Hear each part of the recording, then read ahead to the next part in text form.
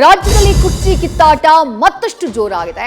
DKShi CM ಆಗಬೇಕೆಂಬ ತಮ್ಮ ಬಣದ ಒತ್ತಾಸೆಯನ್ನ DKShi ಬಿಚ್ಚಿಟ್ಟಿದ್ದಾರೆ. High command ಮೇಲೆ ಭಾರ ಹಾಕಿ ಸಮಯದ ಲೆಕ್ಕಾಚಾರದಲ್ಲಿ ತೊಡಗಿದ್ದಾರೆ. ಸಿಎಂ ಬದಲಾವಣೆ ಇಲ್ಲ ಅಂತ ಯತೀಂದ್ರ ಪುನರುಚ್ಚರಿಸಿದ್ದಾರೆ. ದಲಿತ ಸಿಎಂ ಕೂಗು ಕೇಳಿ ಬಂದಿದೆ. ಸಿಎಂ ಕುರ್ಚಿ ಕದನಕ್ಕೆ ಯತೀಂದ್ರ ಸಿದ್ದರಾಮಯ್ಯ ತುಪ್ಪ ಸುರಿದಿದ್ದಾರೆ. ಸಿಎಂ ಪುತ್ರನ ಮಾತಿಗೆ ಡಿಕೆಶಿ ಬಣ ಧಗಧಗಿಸಿದೆ. ಸಿದ್ದರಾಮಯ್ಯ ಸಿಎಂ ಆಗೋಕೆ ನಂದೂ ಒಂದು ಓಟಿದೆ, ಯತೀಂದ್ರರದ್ದು ಏನಿದೆ ಅಂತ ಶಿವಗಂಗಾ ಪ್ರಶ್ನಿಸಿದ್ದಾರೆ. ದೊರೆ ತಪ್ಪು ಮಾಡಿದ್ರೆ ದೂರಿಲ್ವಂತೆ ಅಂತ ಬಾಲಕೃಷ್ಣ ವ್ಯಂಗ್ಯವಾಡಿದ್ದಾರೆ.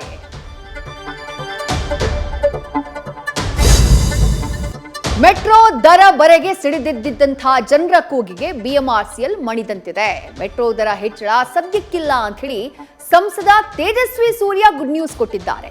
ಇತ್ತ ಕೇಂದ್ರ ಮತ್ತು ರಾಜ್ಯ ಸರ್ಕಾರದ ಮಧ್ಯೆ ವಾಕ್ ಸಮರ ಮುಂದುವರೆದಿದೆ.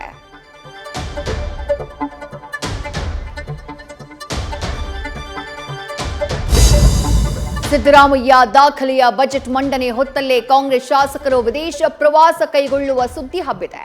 ಈ ತಿಂಗಳ ಕೊನೆಯ ವಾರದಲ್ಲಿ 50 ಶಾಸಕರು ವಿದೇಶ ಪ್ರವಾಸಕ್ಕೆ ಸಿದ್ಧತೆ ನಡೆಸಿದ್ದಾರೆ. ಬಜೆಟ್ ಸಮೀಪದಲ್ಲೇ ಶಾಸಕರ ವಿದೇಶ ಪ್ರವಾಸ ಯಾಕೆ ಅನ್ನುವ ಟೆನ್ಷನ್ ಸಿಎಂಗೆ ಕಾಡ್ತಿದ್ಯಂತೆ. ತಿರುಪತಿ ತಿಮ್ಮಪ್ಪನ ಪ್ರಸಾದ ಅಂದ್ರೆ ಅದು ಭಕ್ತರಿಗೆ ಅಮೃತಕ್ಕೆ ಸಮಾನ. ಆದ್ರೆ ಈಗ ವೆಂಕಟೇಶ್ವರನ ಲಡ್ಡೂನಲ್ಲಿ ಬಾತ್ರೂಮ್ನ ಸ್ವಚ್ಛಗೊಳಿಸುವ ಕೆಮಿಕಲ್ನ ಬಳಕೆ ಮಾಡಿದ್ದು ಪತ್ತೆಯಾಗಿದೆ. ಜಗನ್ ವಿರುದ್ಧ ಸಿಎಂ ಚಂದ್ರಬಾಬು ನಾಯ್ಡು ಗಂಭೀರ ಆರೋಪ ಮಾಡಿದ್ದಾರೆ.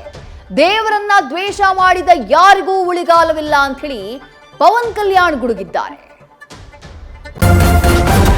ನ್ಯೂಸ್ ಫಸ್ಟ್ ನಿರ್ಭೀತಿಯಿಂದ ನಿಮ್ಮ ಪರವಾಗಿ.